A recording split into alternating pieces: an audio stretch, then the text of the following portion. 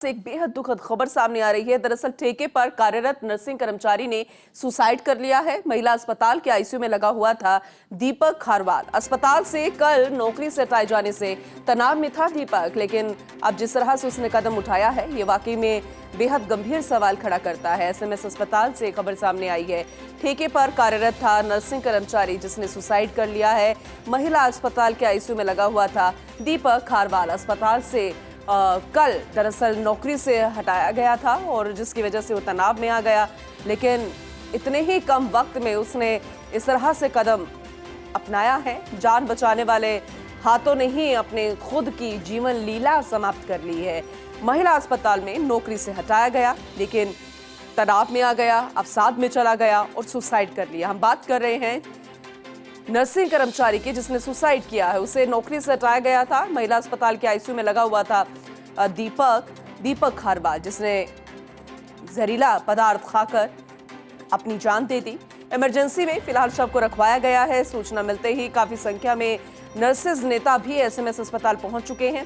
प्रशासन के खिलाफ अब नारेबाजी की जा रही है। माहौल गर्माता देखकर इमरजेंसी के बाहर भारी पुलिस बल भी तैनात कर दिया गया है। तस्वीरें जरा देखिएगा, ये बड़ा गंभीर सवाल यहाँ पर खड़ा करती नजर आ रही है, क्योंकि एक तरफ नौकरी से निकाला गया, दूसरी तरफ उसने सुसाइड कर लिया। आखिर ऐसा क्या हुआ कि उसे नौकरी से निकाला गया, और आखिर ऐसा क्या हुआ कि वह व्यक्ति जिसने सुसाइड कर लिया है वो किसी को अपनी अवसाद की स्थिति बता ना पाया। तो एसएमएस अस्पताल के बाहर अब इमरजेंसी के बाहर टकराव जैसी स्थिति। पुलिस और नर्सिंग नेताओं के बीच हल्की झड़प भी देखने को मिली। दूसरे विंडो में भी आप देख पा रहे होंगे कैसे नर्सिंग नेताओं ने हंगामा खड़ा किया। स्थिति बिगड़ता देख इमरजेंसी के मुख्य द्वार को फिलहाल बंद कर दिया गया और इस दौरान अन्य गंभीर मरीजों को अंदर आने में काफी दिक्कतों का सामना करना पड़ रहा है। हालांकि पुलिस बल की मदद से एक एक मरीज को फिलहाल अंदर जाने तो दिया जा रहा है, लेकिन स्थिति बेहद गंभीर बनी हुई है, क्योंकि उनके ही जो साथी है उसने आत्महत्या कर ली है। और पुलिस प्रशासन मौके पर मौजूद, नर्सिंग जो नेता है उनके और पुलिस प्रशासन के बीच हल्की झड़प जैसी भी जानकारी मिल रही है। हंगामा की ये तस्वीर, ये वीडियो जो सामने आई है वो तो हम आपको दिखाई रहे हैं, लेकिन जो साथी हैं उनका गुस्सा, उनका दर्द, उनका आक्रोश देखिए किस तरह से नजर आ रहा है। लेकिन ऐसे में ये जानना बेहद जरूरी है कि ये जो सुसाइड प्रकरण है, आखिर ऐसी क्या वजह थी जिसकी वजह से नौकरी से निकाला गया दीपक, और ऐसी क्या वजह हुई कि वो इतना तनाव में चला गया कि उसने आत्महत्या कर ली। क्या वाकई में नौकरी से निकाला जाना ही मुख्य कारण रहा है? लेकिन नौकरी से निकाला क्यों गया ये जानना भी बेहद जरूरी है। एसएमएस अस्पताल की इमरजेंसी में नर्सेज अब लगातार हंगामा खड़ा कर रहे हैं। सूचना पर विधायक रफीक खान और अमीन कागजी भी अस्पताल पहुंचे हैं। एसएमएस मेडिकल कॉलेज प्राचार्य डॉक्टर दीपक माहेश्वरी, अतिरिक्त प्राचार्य डॉक्टर आर.के. जैन, अतिरिक्त प्राचार्य डॉक्टर जितेंद्र सिंह शेखावत लगातार उनसे बातचीत कर रहे हैं। तस्वीरों में भी नजर आ रहा होगा। हालांकि पुलिस भी लगातार समझाइश का प्रयास कर रही है, लेकिन क्या वाकई में ये स्थिति इस समझाइश से सुलझ जाएगी? जो फिलहाल बढ़ती नजर आ रही है अव्यवस्थित यहाँ पर सारी सिचुएशन क्रिएट हो रही है। एसएमएस अस्पताल की इमरजेंसी की बात हम कर रहे हैं। देखिए बाहर मरीजों की, उनके तीमारदार जो साथ आए हैं, लंबी कतारें। तो ऐसे में प्रशासन स्थिति को भांपते हुए एक एक करके मरीज को अंदर तो आने दिया जा रहा है, लेकिन स्थिति अभी कैसी बनी हुई है हम जानने की कोशिश करेंगे। हमारे साथ हमारे एसोसिएट एडिटर विकास शर्मा जुड़ चुके हैं, उनका रुख करते हैं और ज्यादा जानकारी के लिए। विकास जी, वाकई में ये बेहद दुखद है कि सुसाइड किया गया है दीपक द्वारा, लेकिन उसे एक दिन पहले ही नौकरी से निकाला गया। आप बहुत सारे सवाल है, सबसे पहले बताइए कि स्थिति कैसी बनी हुई है, उसके बाद इसके पीछे के कारण जरा बताइएगा।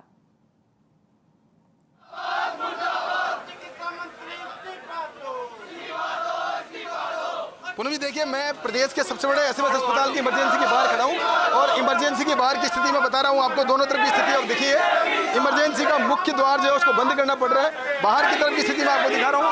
पूरे नर्सेज इस वक्त यहाँ बाहर एकत्र है। जिस तरह की स्थिति जो है आई है वो स्थिति अपने आप में काफी चिंताजनक है। दोनों तरफ से मैं आपको तस्वीर दिखा रहा हूँ, आपको देखिए दोनों तस्वीरें मैं आपको दिखा रहा हूँ। एक तरफ अंदर की तस्वीर दिखाई, एक तरफ बाहर की तस्वीर दिखाई है। दोनों तरफ की तस्वीर मैं आपको दिखा रहा हूँ। जी जी, आप देखिए बाहर की तस्वीर, बाहर कंट्रोल करने की प्रयास किए जा रहे हैं। आप देखिए अंदर से ये प्रदेश की मुख्य इमरजेंसी। बाकी लोग भी फिर सारे आएंगे, व्यवस्था बिगड़ रही है। देखिए आप अंदर और बाहर की दोनों तस्वीर दिखा रहे हैं। पुलिस ने पूरा मोर्चा संभाल रखा है। अगर बात करें पुलिस की तो अंदर मुख्य इमरजेंसी के बाहर पूरी व्यवस्था संभालने के लिए पुलिस है, लेकिन उसके साथ ही बाहर अंदर दोनों की तस्वीर में दिखा रहा हूँ। रफीक खान जो है पहुंचे हुए हैं और जो स्थिति बनी हुई है वो स्थिति काफी चिंताजनक है। चिंताजनक इसलिए है क्योंकि एक संविदा कर्मी है, उसने कल ठेके कर्मचारी उसने आत्महत्या की है। आज बड़ा दुखद है ये घटनाक्रम। रफीक जी पर बताएं, आपने बात की प्रशासन से, किस तरह देखते सर? तो बाहर ही दे रहे थे यार, अभी एक आगे दिन दे रहे। हाँ जी, मैं ये कहना चाह रहा हूँ कि 4700 कर्मचारियों को एक साथ एक ऑर्डर से हटा दिया और उनके भविष्य के बारे में कुछ नहीं सोचा। वो जब सरकार से जवाब मांगने, आंदोलन करने और ये लोग गए तो इनको धक्के मार के बाहर निकाल दिया। अंधकार में भविष्य दिखा, बीवी बच्चों का कोई भविष्य नहीं दिखा। बच्चा वाइफ प्रेग्नेंट है, पेट में बच्चा है, तो आदमी इतना प्रेशर में आया कि अब नौकरी नहीं है, कल इनको कहाँ से खिलाएंगे। तो उसने सुसाइड कर लेना ही एक रास्ता समझा और वो आदमी दुनिया से चला गया। तो मैं ये कह सकता हूँ कि सरकार को संज्ञान लेना चाहिए। एक ऑर्डर में पूरे जो 4700 आदमी है जिसको एक ऑर्डर से हटाया गया है, उनको बेरोजगार नहीं किया जाए, बल्कि जो अगर नए लोगों को रोजगार देना है, नई वैकेंसी क्रिएट करे, जो खाली जगह है वहाँ नए लोगों को लगाए। कागजी भी है, उनसे बात करते हैं। सर, प्रशासन ने ये जिस तरह की स्थितियां देखी जा रही है, आप देखिए कल फर्स्ट इंडिया ने खबर चलाई थी कि 400 से ऊपर नर्सिंग कर्मचारियों की नौकरी का खतरा मंडरा गया और उसी में से एक कर्मचारी ने आज अपनी जान जो है वो ली। सर, क्या ये घटनाक्रम हो रहा है? ये इस पूरे खेल को समझो आप। 7000 के आदमी को उठा के 18,000 की सैलरी वाले आदमी को लगाना चाह रहे हैं, लेकिन इसमें खेल हो रहा है। मैं ये कहना चाहता हूं सरकार से कि इन्हीं लोगों को 18,000 रुपये पे रेगुलाइज कर दीजिए ना आप। इनके पास तो 3-3, 4-4 साल का एक्सपीरियंस है, तो ये क्यों नहीं हो सकते? आप पिछले दरवाजे से जो भर्ती करना चाहते हैं, जिसमें भारी भ्रष्टाचार की बू आ रही है, उस खेल को समझने की जरूरत है। मतलब 4700 की पोस्टें क्रिएट करी है इन्होंने।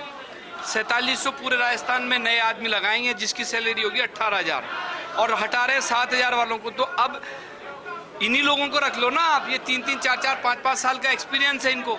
और अस्पतालों की स्थिति और दयनीय है। 3-4 हज़ार, जब ये कहते हैं कि हमने 3 लाख नौकरियां दे दी, 4 लाख, तो यार 3700 नौकरियां क्या मायने रखती हैं?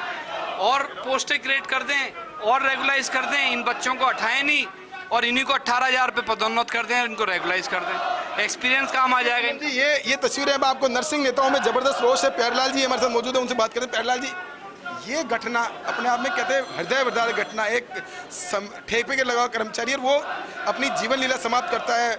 महिला उसकी पत्नी जो है वो प्रेग्नेंट है, परिवार में एक अकेला कमाने वाला है। क्या मानते हैं, क्या इस तरह की स्थितियाँ देखी जानी चाहिए? निश्चित रूप से हम आपको कहना चाहते हैं कि ये अस्पताल प्रशासन की भी बहुत बड़ी लापरवाही है। यहाँ ठेकेदारों के द्वारा पैसे लेके 1-1 लाख रुपए लेकर जो कॉन्ट्रैक्ट में जो बच्चे उनसे पैसे लेते हैं, और अस्पताल प्रशासन के अंदर जितने अधीक्षक सुपरिटेंडेंट हैं, कोई भी काम हो नर्सिंग स्टाफ के ऊपर डाल दिया जाता है। आज की घटना बहुत हृदय विदारक है। हम राजस्थान के तमाम नर्सिंग कर्मी जो आज हमारा बच्चा दीपक एक्सपायर, उसके लिए संवेदना प्रकट करते हैं और राज्य सरकार से मांग करते हैं कि इनकी वाइफ को नौकरी दी जाए, उचित मुआवजा जो भी सरकार का निर्धारित है। परंतु मैं आपकी फर्स्ट इंडिया को धन्यवाद देना चाहता हूँ कि आप ऐसे संवेदनशील मुद्दे हमेशा उठाते हो।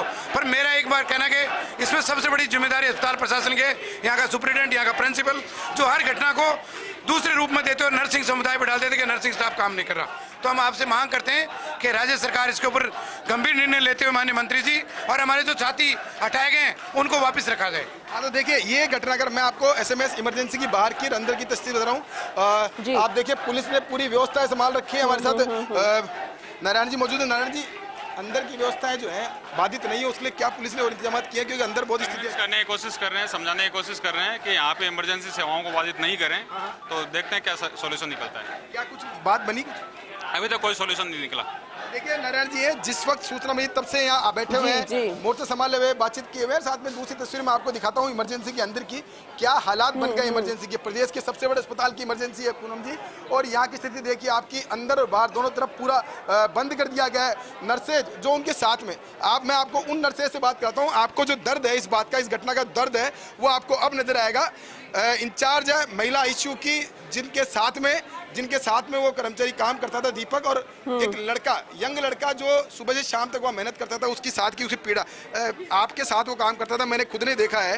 क्या उसकी दिनचर्या थी, क्या ऐसा लगता था आपको कि इस तरह का कदम उठाएगा वो? नहीं, वो एक बहुत अच्छा लड़का था, सिंसियर था, अपने काम में भी बहुत सिंसियर था, बहुत ही अच्छे से कार्य करता था और समय पे ड्यूटी पे आना है जाना है, मतलब हमारे आईसीयू में वो कार्य करता था हर पेशेंट के प्रति, चाहे नाइट ड्यूटी है, चाहे मॉर्निंग है, चाहे इवनिंग है, समय से आना, लेकिन जाने का कोई समय नहीं होता था हमारे यहाँ। अगर आधा घंटा भी रुकना पड़ता है तो वो रुक जाता है, 1 घंटा। मैं आपको पूनम जी के एक अपडेट, मैं मेरा पर्सनल अनुभव बता रहा हूँ। उस आईसीयू के अंदर प्रोटोकॉल बहुत महत्वपूर्ण होता है, वहाँ प्रोटोकॉल फॉलो किया जाता है। इंचार्ज है उनके, उनसे बात करता हूँ। सर, पिछले दिनों का मेरा भी अनुभव रहा है आईसीयू का, वहाँ का तमाम जो स्टाफ थी इनका भी मैंने वहाँ व्यवहार देखा है, कामकाज देखा है।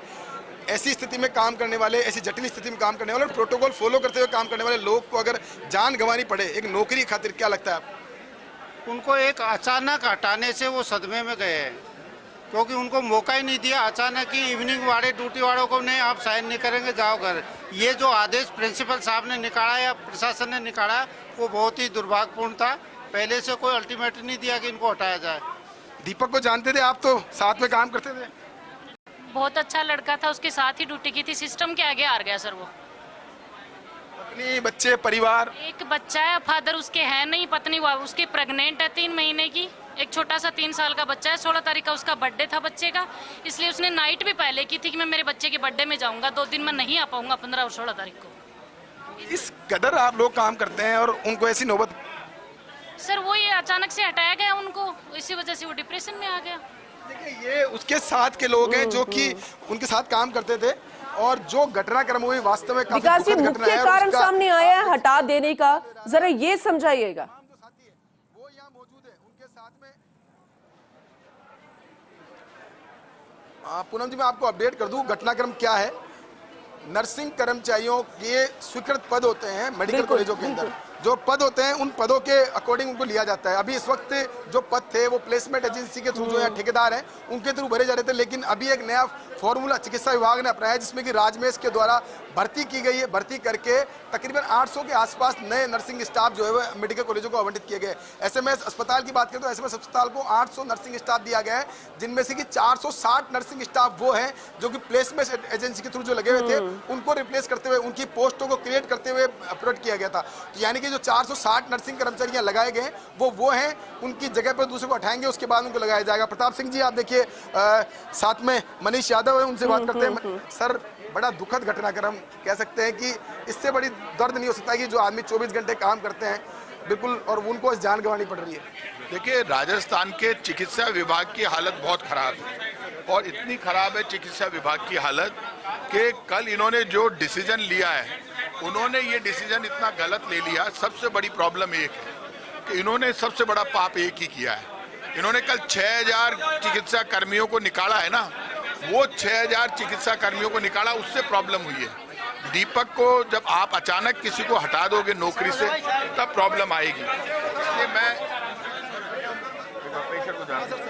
चिकित्सा, जब आप किसी को हटाओगे अचानक, 6000 कर्मचारियों को एक साथ हटा देना, 50,000 पोस्टें मेडिकल में खाली पड़ी है, तब आप 6000 कर्मचारियों को हटा रहे हो।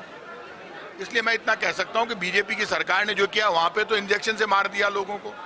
खुद चिकित्सा मंत्री कह रहे हैं कि ऑक्सीटोसिन नहीं था इंजेक्शन में, पानी था। तो आप खुद मान रहे हो कि इंजेक्शन में आप जहर बांट रहे हो। मर गई ना महिलाएं, 5 महिलाओं की डेथ हो गई कोटा में और रिपोर्ट आ गई। उन मौत के लिए सरकारी इंजेक्शन में पैसा खा के मुख्यमंत्री और चिकित्सा मंत्री कर रहे हैं सारा का सारा काम, इसलिए मौत हो गई। अब यहाँ पर एक दीपक ने हत्या है, दीपक की आप कैसे निकाल सकते हो ऑर्डर? राजमहल के अंडर में एसएमएस नहीं आता, जो एसएमएस नहीं आता, जयपुर के हॉस्पिटल नहीं आते, आपने कैसे ठीक है। आप विकास जी चर्चा को जारी रखिएगा, ये वाकई में बेहद गंभीर मुद्दा खड़ा हो गया है और इसके पीछे के प्रकरण को, कारण को आपने जो समझाने की कोशिश की है ये और ज्यादा डराने वाला है, क्योंकि पहले नोटिस दिया जाना और ये बहुत सारे सिस्टम होता है, लेकिन कैसे एक साथी नर्सिंग कर्मचारी ने कहा कि दीपक सिस्टम के आगे हार गया है। क्या वाकई में सिस्टम इतना ज्यादा बड़ा हो गया है कि एक व्यक्ति जिसे सीधा नौकरी से निकाल दिया गया और अगले दिन उसने सुसाइड कर लिया? बहुत सारे ऐसे पहलू लगातार जानकारी आप तक पहुंचाते रहेंगे। विकास जी, आपका बहुत शुक्रिया।